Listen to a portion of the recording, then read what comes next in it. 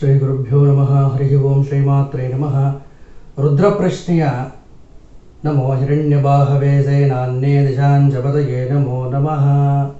ಈ ವಾಕ್ಯದ ಅರ್ಥವನ್ನು ನೋಡೋಣ. ಹಿರಣ್ಯ ಅಂತ ಹೇಳಿದ್ರೆ ಗಟ್ಟಿಯಾದ ಚಿನ್ನ.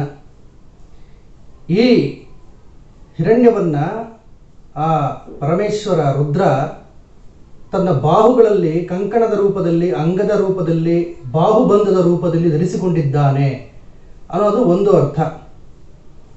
ಇನ್ನೊಂದು, ಆತನ ಬಾಹುಗಳೇ ಚಿನ್ನದ ಬಾಹುಗಳು, ಸ್ವರ್ಣಕಾಂತಿಯಿಂದ ಹೊಳಿತಿರ್ತಕ್ಕಂಥ ವಿಶೇಷವಾದ ಬಾಹುಗಳು ಆ ರುದ್ರನ ಬಾಹುಗಳು ಅನ್ನೋ ಅರ್ಥ ಕೂಡ ನಾವು ಭಾವಿಸ್ಕೋಬಹುದು. 70 kg ಇರ್ತಕ್ಕಂಥ ಒಬ್ಬ ಮನುಷ್ಯನ ಶರೀರದಲ್ಲಿ 0.3 ಮಿಲಿಯಷ್ಟು ಬಂಗಾರ ಇರುತ್ತಂತೆ. ಈ ಸ್ವರ್ಣ ಅಂಶ ದೇಹದಲ್ಲಿ ಇದ್ರೇನೆ ನಮ್ಮ ಮೂಳೆಗಳು ಆರೋಗ್ಯವಾಗಿರೋದು, ನಮ್ಮ ಕೀಲುಗಳು ಸರಿಯಾಗಿ ಕೆಲಸ ಮಾಡೋದು.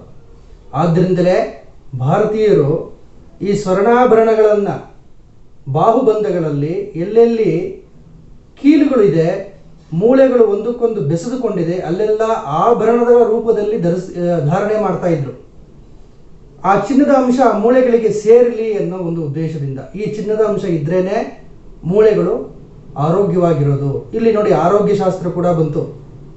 ಅಂತಹ ಚಿನ್ನದ ಆಭರಣಗಳನ್ನು ಆ ರುದ್ರ ಧರಿಸಿಕೊಂಡಿದ್ದಾನೆ ತನ್ನ ಬಾಹುಗಳಲ್ಲಿ ಅನ್ನೋದು ಒಂದು ಅರ್ಥ.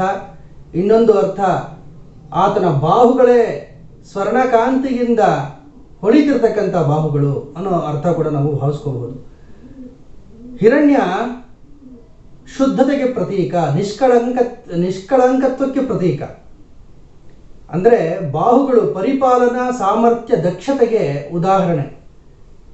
ವಿಶ್ವ ಪರಿಪಾಲನಾ ಸಾಮರ್ಥ್ಯದಲ್ಲಿ ನಿಷ್ಕಳಂಕವಾದ ಆಡಳಿತವನ್ನು, ನಿಷ್ಕಳಂಕವಾದ ಪರಿಪಾಲನೆಯನ್ನು ಆ ಭಗವಂತ ಮಾಡ್ತಿದ್ದಾನೆ ಅನ್ನೋ ಅರ್ಥವನ್ನು ಕೂಡ ನಾವು ಭಾವಿಸ್ಕೋಬಹುದು. ವಿಷ್ಣು ಸಹಸ್ರನಾಮದಲ್ಲಿ ವಿಷ್ಣುವಿನ ವ್ಯಾಪಕತ್ವದ ಕುರಿತಾಗಿ ಒಂದು ಮಾತು ಬರುತ್ತೆ. ವಿಶ್ವಬಾಹವೇ ನಮಃ. ಇಡೀ ವಿಶ್ವವನ್ನೇ ಬಾಹುವಾಗಿ ಉಳ್ಳವನು. ನಮ್ಮ ದೇಹದ ಪರಿಮಿತಿನ ನಾವು ಲೆಕ್ಕ ಮಾಡೋದು ಬಾಹುಗಳಿಂದ. ಹಾಗೆಯೇ ವಿಶ್ವಬಾಹು ಅಂದರೆ ಅರ್ಥ ಏನು? ಈ ವಿಶ್ವವು ಎಲ್ಲಿಯವರೆಗೆ ವ್ಯಾಪಿಸಿದೆಯೋ ಅಲ್ಲಿಯವರೆಗೆ ಆತನ ವ್ಯಾಪಕತ್ವ ಅನ್ನೋದಿದೆ. ಅದಕ್ಕೂ ಮೀರಿದಂತಹ ವ್ಯಾಪಕತ್ವ ಆ ಭಗವಂತನದು ಅಂತ. ಅಂದರೆ ದೇಹದ ಪರಿಮಿತಿಯನ್ನು ನಾವು ಬಾಹುಗಳಿಂದ ಯಾವ ರೀತಿ ದೇಹ ಪರಿಮಾಣವನ್ನು ಲೆಕ್ಕ ಮಾಡ್ತೀವೋ, ಸೂರ್ಯೋದಯಗಳನ್ನು ನಾವು ವಿಶ್ವದ ವ್ಯಾಪಕತೆಗೆ ಪರಿಮಾಣವಾಗಿ ನಾವು ಪರಿಗಣನೆ ತಗೋಬಹುದು. ಬಹುಶಃ ಸೂರ್ಯೋದಯ ಸೂರ್ಯಾಸ್ತ ಸಮಯಗಳಲ್ಲಿ ಆ ಒಂದು ಸ್ವರ್ಣಕಾಂತಿಯನ್ನು ನೋಡಿ ಅವೆರಡೂ ಭಗವಂತನ ಬಾಹುಗಳು ಅನ್ನೋ ಒಂದು ಉದಾತ್ತವಾದ ಪರಿಕಲ್ಪನೆಗೆ ಮಹರ್ಷಿಗಳು ಬಂದಿರಬಹುದು. ದೇಹದ ಪರಿಮಾಣಕ್ಕೆ ಬಾಹುಗಳು ಎಂತು ಪರಿಮಿತಿಯೋ, ವಿಶ್ವದ ಸೃಷ್ಟಿ ವೈಶಾಲ್ಯತೆಗೆ ಸೂರ್ಯೋದಯ ಸೂರ್ಯಾಸ್ತಮಾನಗಳು ಪರಿಮಾಣಗಳು.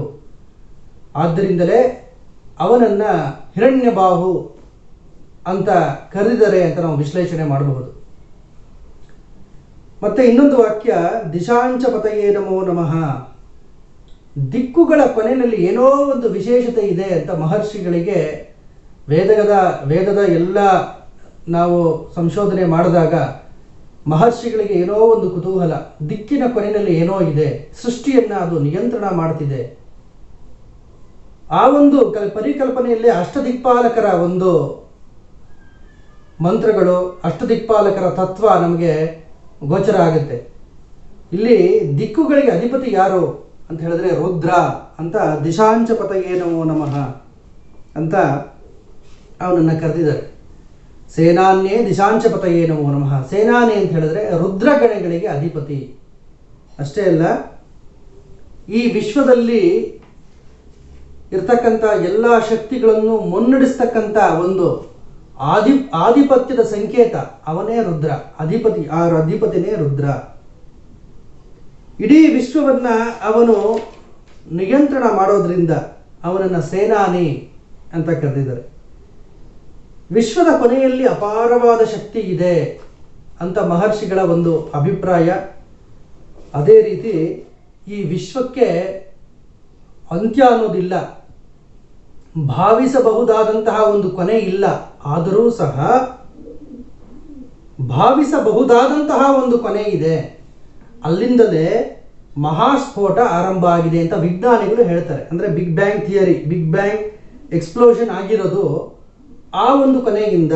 ಅಲ್ಲಿಂದ ಉತ್ಪನ್ನವಾದಂತಹ ಬೆಳಕು 13.8 ಬಿಲಿಯನ್ ವರ್ಷಗಳಿಂದ ಬಾಹ್ಯಾಕಾಶದಲ್ಲಿ ಸಂಚಾರ ಮಾಡ್ತಿದೆ ಅಂತ ವಿಜ್ಞಾನಿಗಳು ಅಭಿಪ್ರಾಯ ಪಡ್ತಾರೆ.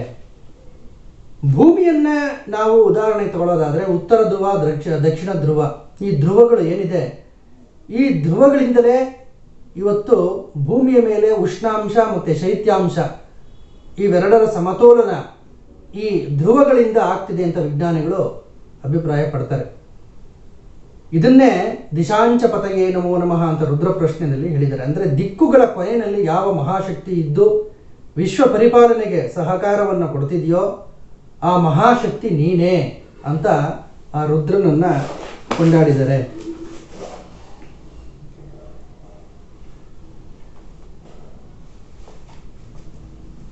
ಈ ಉತ್ತರ ಧ್ರುವ, ದಕ್ಷಿಣ ಧ್ರುವಗಳು ಸೂರ್ಯನಿಗೆ ಬಹಳ ಹತ್ತಿರ ಆಗುತ್ತೆ. ಭೂಮಿ ತಿರುಗಿದಾಗ ಅಲ್ಲಿಂದ ಬಿದ್ದಂತಹ ಸೌರಶಕ್ತಿ ಭೂಮಿಯ ಬೇರೆ ಭಾಗಗಳಿಗೆ ಪ್ರಸರಣ ಆಗುತ್ತೆ.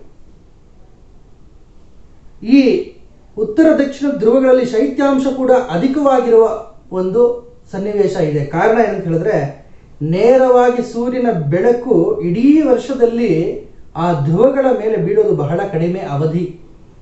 ಆದ್ದರಿಂದ ಈ ಧ್ರುವಗಳ ಬಗ್ಗೆ ವಿಜ್ಞಾನಿಗಳಿಗೆ ಎಂತೂ ಕುತೂಹಲ ಇದೆಯೋ, ವೇದ ವಿಜ್ಞಾನಿಗಳು ಕೂಡ ಆ ಕಾಲದಿಂದ ದಿಕ್ಕಿನ ಕೊನೆಯಲ್ಲಿ ಏನೋ ಒಂದು ವಿಶೇಷವಾದದ್ದು ಇದೆ ಅಂತ ಹೇಳ್ತಾನೆ ಬಂದಿದ್ದಾರೆ.